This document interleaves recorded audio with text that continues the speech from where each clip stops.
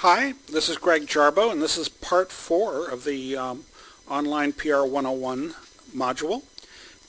In this module, we're going to talk about press release measurement, which may actually be one of the most complex parts of this whole process. We're going to talk about both measuring PR outputs, like clippings, as well as tracking business outcomes, like website traffic, leads, and sales.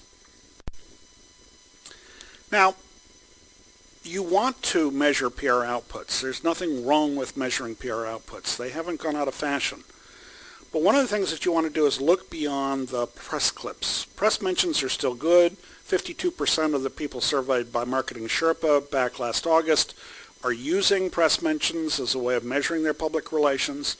That's still part of it. That's still one of the fundamentals.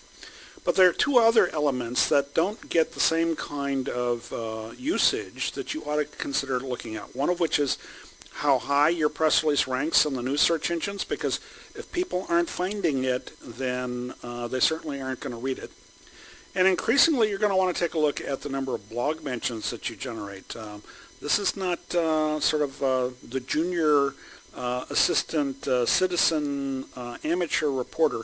Those kind of thoughts are actually way off base in terms of the actual benefit and impact that blogs can have. So you're going to want to measure your results in blog mentions as well. So let's just give you a couple examples. Back in 2004, when we were optimizing press releases for Southwest Airlines, 29 days after a press release went out, it was still ranked #1 in Google News for the search term airfare to Philadelphia, which was a very, very relevant term since we were announcing new service from Southwest Airlines to that city for the first time.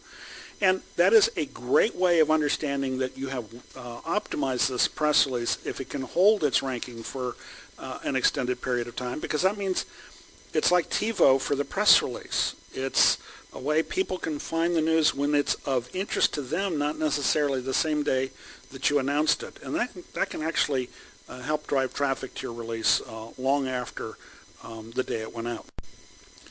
Now, in some cases, you don't care if it was ranked 29 days later, because what you're announcing is something timely, and in this case we were optimizing a press release for the Christian Science Monitor.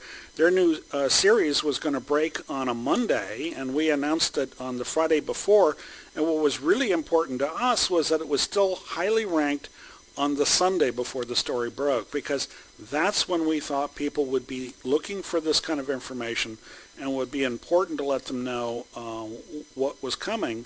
And so in some cases, the expiration date on your news is what you want to work around. And you want to make sure that the release is highly ranked up into that particular deadline. And that's a perfectly valid strategy.